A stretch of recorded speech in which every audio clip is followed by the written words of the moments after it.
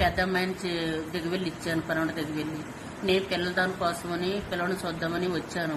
నేను గొడవ ఏందన్నా సరే చూస్తానికి వచ్చానయ్యా. వచ్చాక మేము అన్నం తింటున్నామయ్యా. అన్నం తినేటయ్యానా అప్పుడు దాకా ఉండి నుజివేడిలో ఉండి ఇంటికి వెళ్ళి అన్నం తింటున్నాం. తినే లోగులో బాధ 20 మంది వచ్చేసేసి గుంపు వెళ్ళి మమ్మల్ని బగలు తీసుకుని వెళ్ళిపోయి పిల్లల్ని కొట్టేసేసారు. కొట్టేసేసిన తర్వాత అటు వెళ్ళినందుకు ఇదిగయ్యా నాకు కూడా తగిలింది దెబ్బ. శాఖలతో ఎంటాడుతున్నారు ఓకాను. అట్లా చేయకూడదయ్యా అని చేతులు అడ్డం పెట్టినా నన్ను పడేసేసేసారు. నాకు ఆత్మ ఉంది. అదిగో ఆ పిల్లలను కొట్టారు. ఆ పిల్లని ఎదురమలు చేసి ఆ పిల్లని కొట్టారు. ఆ పిల్లని నైట్ దింపేసేసి వీడియో చేస్తున్నాను. ఈ పిల్లని కొట్టారు. ఈ పిల్లని చూస్తుంటే ఈ పిల్లని కొట్టేశారయ్యా. ఈ పిల్లని చూస్తే ఈ పిల్లని కొట్టి పడేసేసారు.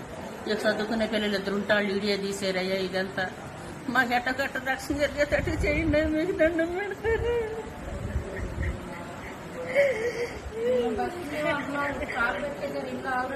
వాళ్ళు ఏమంటున్నారంటయ్యా, ఎప్పటికైనా సరే శరణ్ కూడా చంపేస్తాము అన్నారయ్యా. మేము తగలేదు ఆడు మాత్రం బతికిని అంటున్నారయ్యా. మేము ఊర్లో చనిపోయేటట్టు చేస్తున్నారయ్యా. మేము బుధవారం గట్ట ఇల్లు కాల్చారయ్యా, మళ్ళీ కాల్చమంటున్నారయ్యా. మాకు రక్షణ కావాలయ్యా. మేము లేదా ఈ ఊర్లో వెళ్ళిపోమంటున్నారయ్యా. మమ్మల్ని మాకు రక్షణ ఇవ్వండి అయ్యా. 10 లక్షలైనా ఖర్చు పెడతామంటున్నారయ్యా. 20 లక్షలైనా ఖర్చు పెడితే వీళ్ళు తగలబెట్టే అంటున్నారయ్యా. మమ్మల్ని మాకు న్యాయం చేసి పెట్టండి అయ్యా. చేయి తప్పు మమ్మల్ని నాశనం చేశారయ్యా. మా ఇల్లు కాల్చారయ్యా. మమ్మల్ని ఆగవాగం చేశారు. అయినా మిమ్మల్ని మళ్ళీ కలుతామని అంటున్నారు. ఎంటాడుతున్నారయ్యా. మమ్మల్ని ఎంటాడు చంపుతున్నారయ్యా. మమ్మల్ని